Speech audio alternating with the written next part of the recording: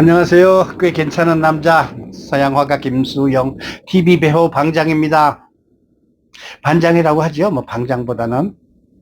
자, 오늘은 굿바이 대한극장이라는 조금 아쉬운 이야기를 여러분께 나누고자 합니다. 서울 사는 사람 치고 대한극장 안 가본 사람은 아마 몇 분 안 될걸요? 저요, 청춘 시절에 대단한 영화광이었습니다. 할리우드 키드나 마찬가지죠. 오늘 참 국군의 날이라 예방하느라고 그러나 연습하느라고 그러나 비행기 소리가 많이 들립니다. 오늘 모닝 토크쇼는요, 굿바이 대한극장이에요. 대한극장은 1958년도에 개관해가지고 2024년 9월 30일 날 문을 닫습니다. 66년 동안 한국 영화 산업을 일으켜주고 충무로의 터줏대감으로 우리 한국 영화에서 가장 큰 위치를 차지한 70mm 영화를 상영했던 대한극장입니다. 여러분 70mm 영화 생각나십니까? 우리같이 좀 연식이 되신 분들은 벤허, 바람과 함께 사라지다, 사운드 오브 뮤직, 웨스트 사이드 스토리, 서부 개척사 뭐 등등등등 70mm 영화를 대한극장에서 보면은요, 지금 그 복합 영화관하고는 스케일이 다릅니다. 특히 대한극장 2층 맨 앞에 가운데 딱 앉아가지고 영화를 보잖아요. 참 지구를 내려다보는 그런 기분이에요. 특히 아라비아의 로렌스에서 그 사막의 풍경, 그 다음에 배너에서 그 경주마 경기대회 스릴 있게 그냥 많이 달리는 거 있죠. 그 다음에 바람과 함께 사라지다의 그 미국의 남북전쟁 이야기, 그 전쟁 실감나게 촬영도 잘했고, 바람과 함께 사라지다는 제가 알기로 1939년작이에요. 70mm로 동시 녹음을 해서. 오늘 국군의 날 연습하느라고요. 이동을 해가지고 비행기 소리가 들립니다. 양해 바라겠습니다. 자, 대한극장이 66년 동안 문을 닫는 데서 우리가 대한극장 이야기를 안 할 수가 없죠. 그런데 저는 아까도 얘기했지만 청춘 시절의 영화광이었잖아요. 할리우드 키드예요. 대단한 영화광이에요. 그래서 그 당시 한국에 들어오는 외국 영화는 100% 다 봤습니다. 물론 뭐 한두 개 빠졌을는지 모르지만 거의 다 봤어요. 개봉관에서도 보고 뭐 동시상영하는 곳에서라도 굳이 악착같이 찾아서 봤는데 70mm 영화를 5번 본 영화가 있습니다. 물론 배너하고요. 웨스트 사이드 스토리. 저는 미술을 하는 사람이라서 예술적인 거나 음악적이거나 아니면 참 댄스가 있는 그런 그 영화는 엄청나게 감동을 받습니다. 특히 웨스트 사이드 스토리는요, 70mm에다가 섹스피의 명작, 그거를 가지고서 영화화 했기 때문에 대단히 재밌었습니다. 춤, 음악, 그리고 배우들의 연기 끝내줬었어요. 그런데 지금 대한극장 이야기하기 전에 제가 얼마나 영화광이었는가를 보여주기 위해서 서대문에서부터 종로를 거쳐서 청량리까지에 있었던 극장을 먼저 얘기 한번 해볼게요. 여러분, 이 많은 극장 서울 사람들은 한두 번씩은 다 가봤을 겁니다. 우선 서대문의 로타리에 화양극장이 있었잖아요. 그 뒤에 서대문 경찰서 바로 뒤에 서대문 극장이라고 있었습니다. 물론 서대문을 지나서 뭐 아현동 마포까지 얘기하다 보면 더 끝이 없겠고, 그래서 서대문을 지나서 지금 농협중앙에 있는데 또 비행기 소리 들려요. 농협중앙에를 조금 지나가다 보면 동양극장이 있었습니다. 그 다음에 신문로에 신문로 극장이 있었고요. 그 다음에 광화문에는 국제극장이 있었죠. 그 유명한 강원 사거리에. 그 다음에 아카데미 극장이 있었고요. 그거는 중간에 이제 문을 닫긴 했지만, 또 조선일보 건물에 있던 시네마 극장이라고 있었습니다. 참, 왜 이렇게 하는 게 많은 게 몰라. 또 종로 화신 앞에 그 화신백화점 6층에 화신 극장이라고 있었고요. 그건 동시상영 위주로 했었고요. 그 다음에 우미관 극장, 한국 영화계의 그 깊은 또 극장의 역사를 말하는 우미관 극장이 있었고요. 그 다음에 이제 종로 3가로 갑시다. 한국 영화의 메카죠. 단성사, 한국 최초의 1907년 개관한 단성사가 있고요. 웅성웅성 비행기 소리가 뭐 한없이 나오네. 그 앞에 피카디리가 있었고요. 그 다음에 서울극장이 있었고요. 그 다음에 저 종로 5가로 갑시다. 한일극장이라고 있었습니다. 그 약국골목, 보령약국 옆에 한일극장이 있었고요. 그 다음에 그 광장시장 옆에 바다극장이라고 또 있었습니다. 동대문 조금 못 가서 종로 6가 뒷골목에 가방공장 도매하는데 거기 보면은 동대문 극장이라고 또 있었습니다. 참 극장도 많았죠. 그 다음에 이제 동대문을 지나서 신설동 동보극장이라고 신설동 로타리에 있었고요. 오늘따라 비행기 소리가 너무 많이 나.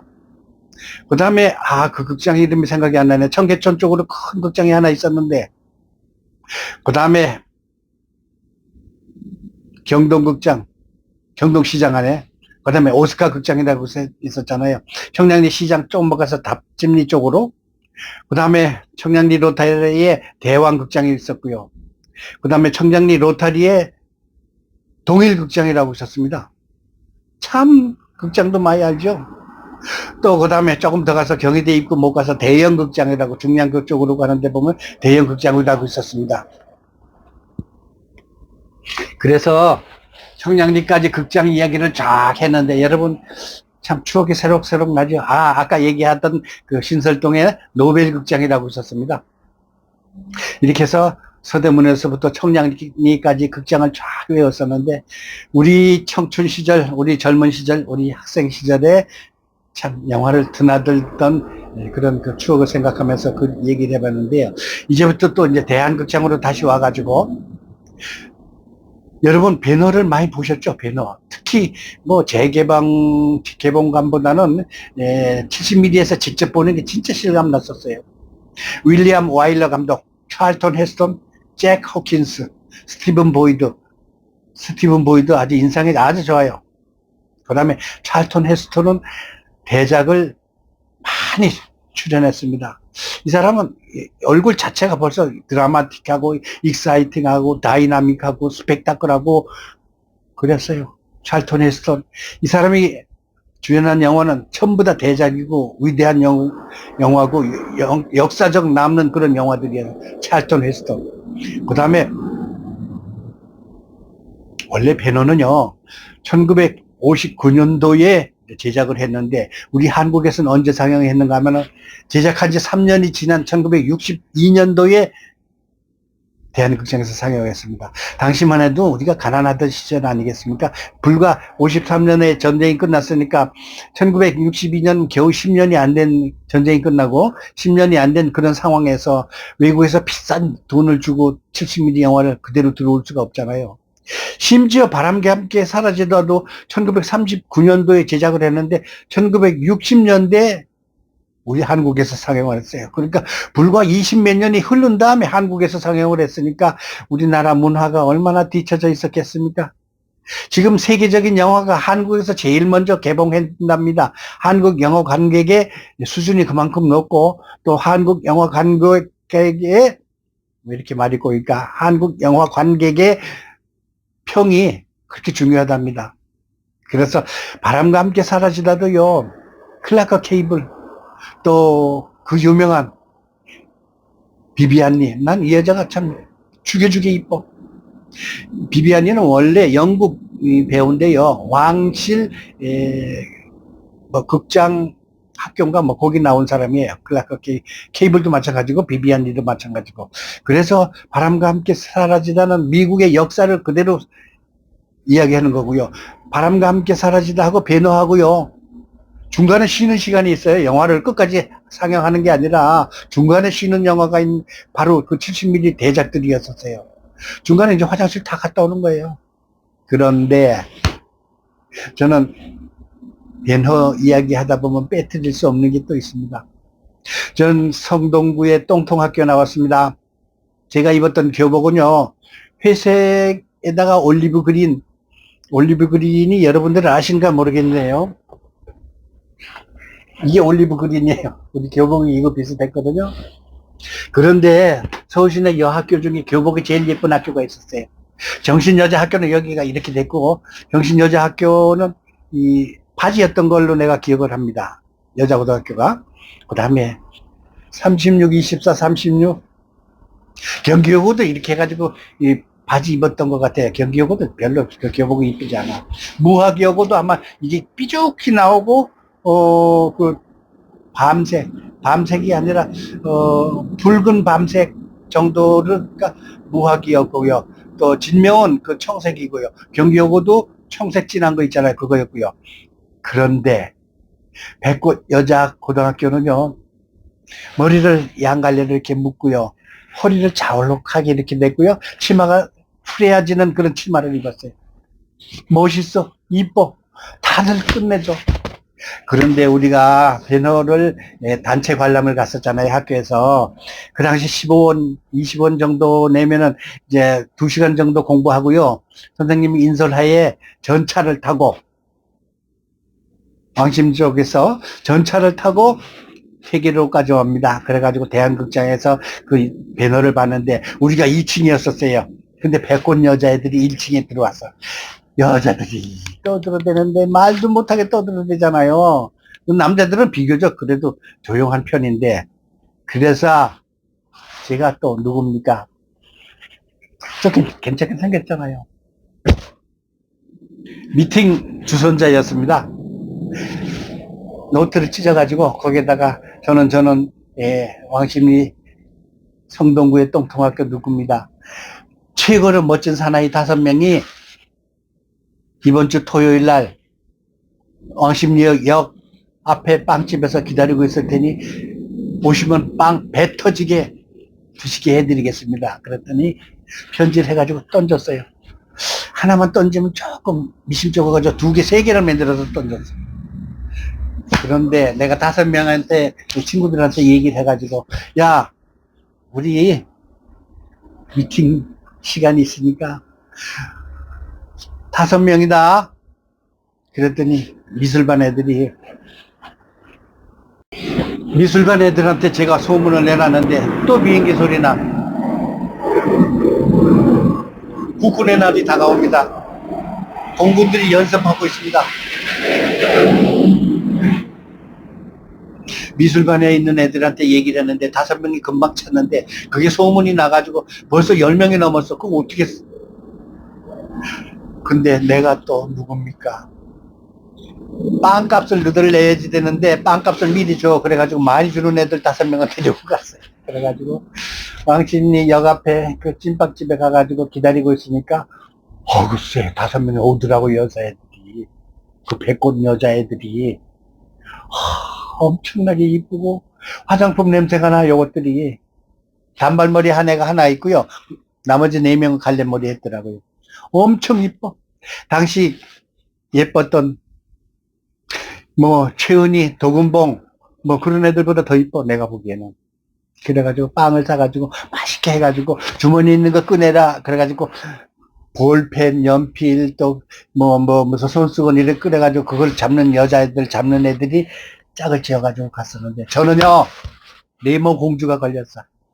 제일 인물도 없고 꼭 뭐라 그러나 전 모습애 같은 애가 걸렸어. 재미도 하나도 없어. 그런 얘기는 다음에 하고요. 어쨌든 대한극장에서의 추억이 새록새록 나고 그 옛날 그 멋진 영화들 보면서 참 전 세계에 안 가봤던 지역도 따라가 보고 전 세계에 없었던 역사도 우리가 따라가 보고 전 세계에서 가장 미녀도 우리가 그 화면에서 반겼던 그런 극장이 사라진다니까 너무 안타깝네요. 듣기로는 거기서 이제 개봉관은 이제 그만두고 공연장으로 바뀐답니다. 제가 생각하기에는 아마 K-팝이 지금 전 세계적으로 히트치니까 사실 K-팝이 오면은 마땅히 볼 데가 없어요. 외국 관광객이 명동에 그냥 넘쳐요. 또 비행기 소리. 근데 그 사람들이 K-팝 시전 공연하는 것을 그때그때 볼 수가 없잖아요. 그래서 상설 K-팝 공연장이 하나 있으면 싶었는데 아마 모르긴 해도 대한극장이 아마 그런 극장으로 만들 것 같습니다. 우리 한국 영화의 메이커였으면서 충무로의 그래도 기둥이었던 대한극장이 사라진다니까 안타까운데, 시대는 바뀌고요. 또 지구는 돌아가고요. 또 케이팝이 지금 지구를 휩쓸고 있으니까 모르긴 해도 케이팝 상설 공연장이 되지 않나 이런 생각이 듭니다. 내년 2, 3월 되면 아마 그런 공연장이 아마 나올 것 같아요. 그렇게 되면 관광객도 아마 늘어나고 관광객의 혜택도 많고 그럴 겁니다. 자, 그래서 지금 극장이 아주 불경기예요. 2008년도에 단성사가 부도가 났습니다. 명보극장에는 2008년도에 문을 닫았죠.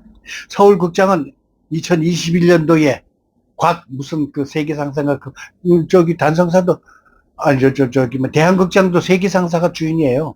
피카디리 극장도 CGV가 인수해가지고 지금 하고 있고요. 그 최고의 대한극장이 2024년 9월 30일 문을 닫습니다. 안타깝습니다. 그러나 시대는 변하니까 어쩔 수가 없겠죠. 우리는 굿바이 대한극장 하면서 그 앞에 지나가면서 그 옛날 연애했던 시절, 또 손을 잡고 극장을 봤었던 그 시절을 추억을 생각하면서 대한극장의 아름다운 기억을 이제부터는 버려야 되겠죠. 감사합니다. 오늘 모닝 토크쇼는 굿바이 대한극장이었습니다. 감사합니다. 여러분 좋아요, 구독 부탁드리겠습니다.